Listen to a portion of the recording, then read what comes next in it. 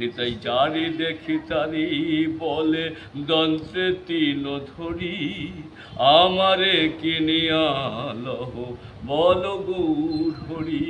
বৃন্দাবনের পথে পথে গাইব রাধা নাম, গৌরের পথে পথে গাইব নিতাইয়ের নাম। জয় নিতাই। হবে যে আমরা কোন রাসের কথা বলছি, এটা হচ্ছে শ্রীপাঠ খড়দায় রাধাশ্যাম সুন্দর জিউর রাস উৎসব সম্বন্ধে আমরা আপনাকে জানাচ্ছি। এই রাধাশ্যাম সুন্দরের যে রাস উৎসব শুধু বছরে একবার হয় না, এটা দুবার হয়। একটা হচ্ছে কোজাগরী পূর্ণিমা থেকে রাস হয়, সেই রাসকে আমরা বলি শরৎ রাস। আর আপনারা যে রাসের জন্য আজকে আমাদের কাছে ছুটে এসেছেন, সেই রাস আর কিছুদিন পরেই শুরু হতে চলেছে। এটাকে আমরা বলি মহারাস এবং পরকীয়া রাস, কারণ প্রভু এই রাসটা গোপিনীদের নিয়ে করে। আজকে বর্তমান যে রাসমঞ্চটা দেখছেন, এই রাসমঞ্চটা হচ্ছে কিশোর পরিবারের রাসমঞ্চ, কিন্তু আগে মোহন পরিবারের রাসমঞ্চ ছিল সেই নাতুবাল ঘাটের সামনে। সেটা বিধ্বস্ত হওয়ার পরে এই রাসমঞ্চ তৈরি হয়। আজকে সেই রাসমঞ্চে আমরা রাস উৎসব করতে যাই। আজকে আমাদের মন্দির থেকে রাস মন্দিরে যদি হেঁটে আমরা যাই তাহলে মাত্র 5 মিনিট সময় লাগবে, কিন্তু আমরা যখন প্রভুকে নিয়ে যাই সেই সময়টা লেগে যায় 2 থেকে 2.5 ঘন্টা। আগামী 29শে কার্তিক আমাদের প্রথম রাস। আমরা গর্ভমন্দির থেকে সন্ধ্যেবেলা ঠিক 6টা থেকে 6:30টার ভেতর প্রভুকে তুলব এবং শ্যামসুন্দরকে নেবে আমাদের সেবক পুরোহিতরা যারা আছেন তারা শ্যামসুন্দরকে নেবে, আর এক পুরোহিত তারা রাধারানীকে নেবেন। কিন্তু নিত্যানন্দবাবুর পূজিত বিগ্রহ যেটা রয়েছে চতুর্দশ চক্রের অনন্তদেব, এই অনন্তদেবকে নিত্যানন্দ বংশধর এবং দৌত্তুর বংশধররা তারা হাতে করে তুলে নিয়ে আসবে এবং আমাদের যে নহবতখানা আছে সেখানে চতুর্দোল্লা আছে, সেই চতুর্দোল্লাতে তাকে তোলানো হবে। চতুর্দোল্লায় তাকে ঠিক মতনভাবে বসানো হবে। কিন্তু আপনাদের কাছে আমি বিশেষ করে বলবো, এই বসানোটা একটা অদ্ভুত কায়দা, মানে যেটা সারা পশ্চিমবাংলা তথা ভারতবর্ষে আছে কিনা এটা আমার জানা নেই, কিন্তু আপনারা বসানোটাকে লক্ষ্য রাখবেন, কীভাবে আমরা তাকে বসাচ্ছি, কীভাবে আমরা তাকে গার্ড দিচ্ছি। কারণ তারপরেই তো কাঁধে উঠে পড়বেন প্রভু, সেই কাঁধে উঠে পড়লে যে জার্কিংটা হবে সেই জার্কিংয়ে যাতে তার কোনো অসুবিধে না হয়। কিন্তু প্রথম দিন রাস আমার প্রভু নটবর বেশ ধরবেন, এবং যখন আমরা কাঁধে তুলে ফেললাম, কাঁধে তুলে পড়ে আমাদের যে খর্দার যে ঘরানা আছে সেই ঘরানার কীর্তন হবে। প্রথম কীর্তন আমাদের যেটা আছে মনোচূড়া, ওই দেখো ব্রজগোপী, তারপরে আছে জল সজনী দেখে আসি। এবার যখন আমরা রাসমঞ্চে তুলব তখন আমরা কি বলছি, রাসলি কুঞ্জে বসি শ্যাম আমার বাজায় বাঁশি। এইভাবে ঠাকুরকে আমরা রাসমঞ্চে তুলে দিলাম। সারা রাত্রি ধরে উনি লীলা করলেন। ভোরবেলায় ঠিক 4:30টার সময় মঙ্গল আরতি হওয়ার পরে ঠাকুরকে আমরা তখন আর চতুর্দোল্লায় নিয়ে আসবো না, তার আমাদের যে কাঁচের পালকি আছে তাতে শুইয়ে ঠাকুরকে আমরা নিয়ে আসবো, নিয়ে এসে গর্ভমন্দিরে তুলে দেবো। এটা প্রথম দিন গেল। দ্বিতীয় দিন আমাদের যখন গর্ভমন্দির থেকে ঠাকুরকে আমরা তুলব সেই দিনকে, কিন্তু প্রথম দিনকে তার পোশাক থাকবে নটবর বেশ। দ্বিতীয় দিনকে আমরা যখন তাকে তোলার সময় তাকে ঠিক এইভাবে তাকে আমরা চতুর্দোল্লায় নিয়ে আসবো, এবং চতুর্দোল্লায় নিয়ে এসে সেখানের দিনকে তার পোশাক হবে রাজবেশ। দ্বিতীয় দিন তার রাজবেশ। এই রাজবেশ সহকারে যে গানগুলো আপনাদের পদগান বললাম খর্দা ঘরানা, সেই গানের মাধ্যমেই আমরা রাসমঞ্চে নিয়ে যাব। উনি রাসমঞ্চে উঠবেন এবং পরের দিন অর্থাৎ তৃতীয় দিন সকালবেলা ভোরবেলা মঙ্গল আরতির পরে তাকে আমরা পালকিতে তুলে নিয়ে আমরা চলে আসবো গর্ভমন্দিরে, এবং গর্ভমন্দিরে নিয়ে এসে যেরকম পুজো অর্চনা চলে সব কিছু চলবে।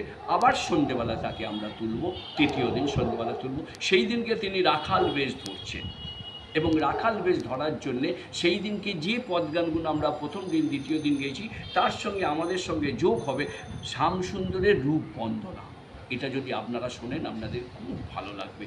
এই রূপবন্দনার মাধ্যমে আমরা স্বামীর রাসমঞ্চে নিয়ে যাব এবং সেখানে রাসমঞ্চে তুলে দিলাম। কিন্তু পরবর্তী দিন অর্থাৎ চতুর্থ দিন আমরা সকালবেলা ঠাকুরকে আর নিয়ে আসবো না, কারণ চতুর্থ দিন ওই সারা দিন মানে বেলা পর্যন্ত 11টা 11:30 পর্যন্ত সমস্ত ভক্তরা মানে তারা এসে পুজো দেবে, ঠাকুর সেই প্রসাদগুলো গ্রহণ করবেন, এবং গ্রহণ করার পরে আমরা তখন যাব নিত্যানন্দ বংশী এবং দৌত্তুর বংশ এবং ভক্তরা সবাই মিলে যাব।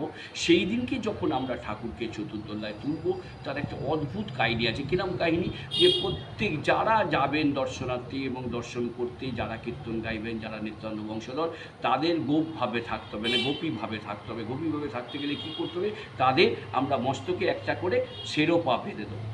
এই শিরোপার ঐতিহাসিক কারণ কি আপনারা শুনে রাখুন। যখন নিত্যানন্দ গৌরাঙ্গর সঙ্গে যখন মিলন হয়ে গেল নবদ্বীপে, একদিন নিমাই, হয়তো আপনারা জানেন না যে গৌরাঙ্গ নিত্যানন্দকে কী বলে ডাকতেন। গৌরাঙ্গ নিত্যানন্দকে শ্রীপাদ বলে ডাকতেন। তিনি বলছেন, শ্রীপাদ তোমার একটা কৌপিন আমাকে দাও। বলছে, প্রভু কী করবেন, দাও না। কারণ শ্রীপাদকে কেন কৌপিন চাইছে, কারণ তিনি 12 বছর বয়সে ঘর ছেড়ে দিয়ে 20 বছর সারা ভারতবর্ষ পর্যটন করে যখন জানতে পেরেছে তার ভাই কানাই কোথায় আছে, না নবদ্বীপে আসে, এবং নবদ্বীপে এসে নন্দন আচার্যের সঙ্গে তাদের মিলন হয়। এবং মিলন হওয়ার পরে তার কিছুদিন পরে নিমাই নিজে তাকে সাজাচ্ছে, মানে নিতাইকে নিজে হাতে সাজাচ্ছে, সাজাতে সাজাতে স্বরূপটা দেখতে পাচ্ছে, সেই বলরাম স্বরূপ দেখতে পাচ্ছেন। কারণ যখন তিনি আবির্ভাব হয়েছিলেন একচক্রায়, তখন আমরা কি পাচ্ছি গ্রন্থে, যে ভুবন আনন্দ কন্দ বলরাম নিত্যানন্দ অবতীর্ণ হইল কলিকালে, ঘুচিল সকল দুঃখ দেখিয়াও চাঁদ মুখ ভাসিল আনন্দ হিল্ললে। এই যে উনি সাজাতে সাজাতে সেই স্বরূপ দেখছেন, তাই বলছে, শ্রীপাদ তোমার একটা কৌপিন আমাকে দাও। সেই কৌপিনকে টুকরো টুকরো করে ছিঁড়ে নিয়ে নবদ্বীপবাসীকে বলছে, বলে তোরা চলে আয়, একটা করে শিরে বেঁধে দে, তোরা আজ থেকে কৃষ্ণের দাস হলি, যদি আরও কারো হতে চান তাহলে শ্রীপাদের পাদদক পান। আর সেই দৃশ্য আমার শ্রীপাদ পর্দায় আজ আপনারা দেখতে পাচ্ছেন। প্রত্যেক ভক্তের মাথায় একটা করে শিরোপা বেঁধে দেওয়া হচ্ছে, এবং তারা এই যে রাসলীলা দর্শন করতে এসেছেন, আগে তারা শিরোপা বেঁধে দাস তৈরি হচ্ছেন। দাস না হলে ভগবানকে পাওয়া খুব মুশকিল ব্যাপার। এবং তারপরে যখন আমরা চতুর্দোলায় তুলছি, তখন আমাদের গান কী হচ্ছে, কোটি তটে পিত ধরা মস্তকে মনোচূড়া শত শিখি পুচ্ছ শিরে শোবে।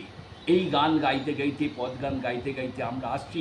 এই যে আপনার বললাম 5 মিনিট রাস্তা, এখানে হিসেব করে দেখা যাচ্ছে প্রায় 50 কি আরও বেশি বাড়ি তারা প্রসাদ পাওয়াচ্ছে।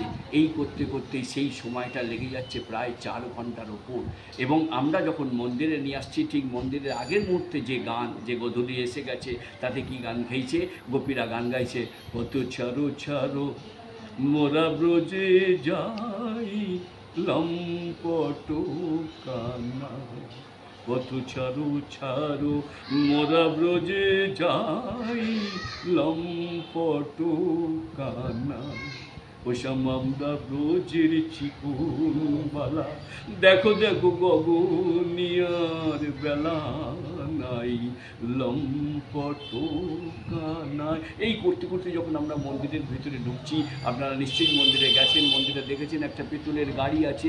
সেই গাড়িটা ভোর থেকে যুগল তৈরি করে, অর্থাৎ খিচুড়ি তৈরি করে তাকে ভরাট করা হয়। কয়েক কুইন্টাল সেই গাড়িতে খিচুড়ি ভোগ থাকে, যেটাকে আমরা যুগল বলি। এই যে আমরা যে এখন নিয়ে যাচ্ছি ঠাকুরকে, নিয়ে গিয়ে ঠাকুর দর্শন করতে হাজার হাজার ভক্তরা তার উপরে লুট করে সেইগুলো নিয়ে চলে যাচ্ছে।